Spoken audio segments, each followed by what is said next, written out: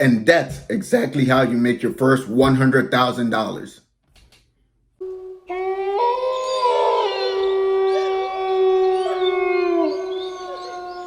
Hello there, it's Nat here, aka the Wolf of Watertown, and today we're going to be talking about how to make your first $100,000 and what makes it so hard. So I was once given the advice that making your first $1,000 or $10,000 comes simply from hard work, but making your first $100,000 and your first $1,000,000 comes from working smart. Now, what typically happens with first-time investors is that they like to put investing on the back burner. What you'll typically hear is people say they wait until they make enough money before they start investing. Then all of a sudden, next thing you know, they're almost at the retirement age and they haven't invested a dime. The second thing that causes a lot of trouble is when people use this to excuse themselves from not investing, and that is risk. And this will typically lead to some people avoiding investing entirely. Others will push investing off to the future, which eventually turns to something that never ever happens. Now, almost like everything in life, the hardest step is actually the first step, which is getting started. And the majority of the heavy lifting in those first steps is going to be done by you and you alone. It's important to remember, you don't invest because you have too much money. You invest because you want more money. So let's take this example for instance. Let's say you invested $5,000. With a 10% interest rate, that would give you $500 in return. Now, this might not necessarily be noticeable, and you could easily make that by working a few extra hours. Now, let's say if you were able to invest $100,000 and you saw a 10% return on your investment, this would be $10,000 in return, which is almost close to replacing your actual salary. And now, let's just say you invested $1 million and saw a 10% return on that. That would be $100,000.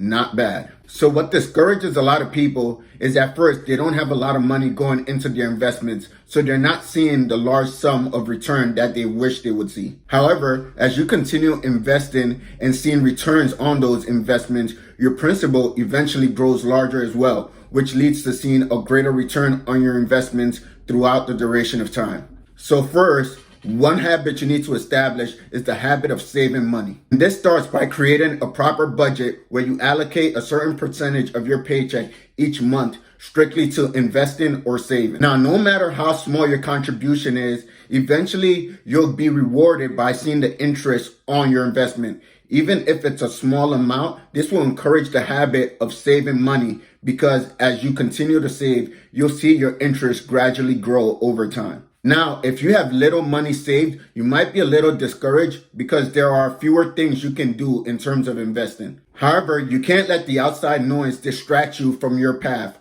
If it turns out that you have an income problem where you're not bringing in enough money to actually invest, then it's time to start looking at some potential side hustles. I've also found that jobs that pay off commission are much more incentivizing and allow you to actually maximize your own wealth building. And with more risk comes greater reward. Some of the major contributors that prevent people from reaching their first 100,000 are car payments. In general, I advise people to stay away from large car payments. The second is not exactly knowing where your money is going. I want you to think of investing this way. You take your money and you park it in different places. Your money stays in the places you parked it at, and eventually it grows in all these different locations until it's a full-grown adult. That adult then goes off, meets a partner, and has babies. And then those babies go on to make babies and more babies and more babies. Now that's the power of compound interest, which you saw in practice earlier in the video when I talked about the 10,000, the 100,000 and the $1 million compounding on each other with a 10% interest rate. So the quicker your money can get out of your pocket and go make babies, the more money you can make. Which is because, like I always mention, your biggest asset and your biggest value in this world is time. Time in the market is always better than time in the market. So if you're just starting out, what should you do? Well, at first, I recommend matching your employer's retirement plan. If your employer does have a retirement plan that offers a certain percentage match, you should always match that. No questions asked. Then I want you to go and start a Roth IRA. If you need to, find a side hustle or a job that also pays commission so you can attempt to max your Roth IRA of $6,000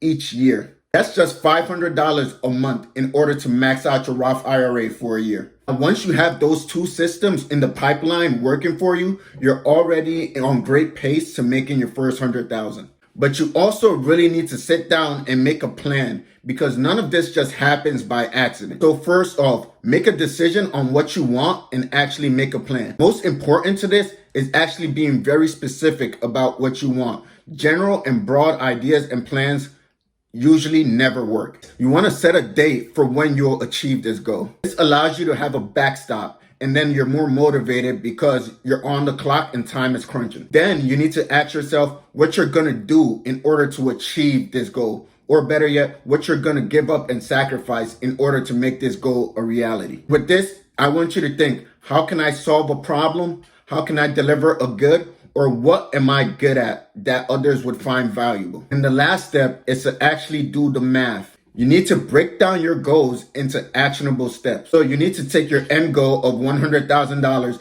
and break it down to the year mark, break it down to the month, break it down to the weeks. So how much do you need to put aside each week or each month in order to invest at a 10% rate of return in order to reach $100,000 after the end of 2 years, if that's your goal? This makes your actual goal quantifiable, so you know you're actually on pace. And if not, you can at least go on the route of determining what you have to do in order to figure out how to get on pace in order to make that goal a reality. That's all I got for you guys today. Make sure to like and subscribe if you haven't already, and hit that bell button so you get notifications for all my future videos.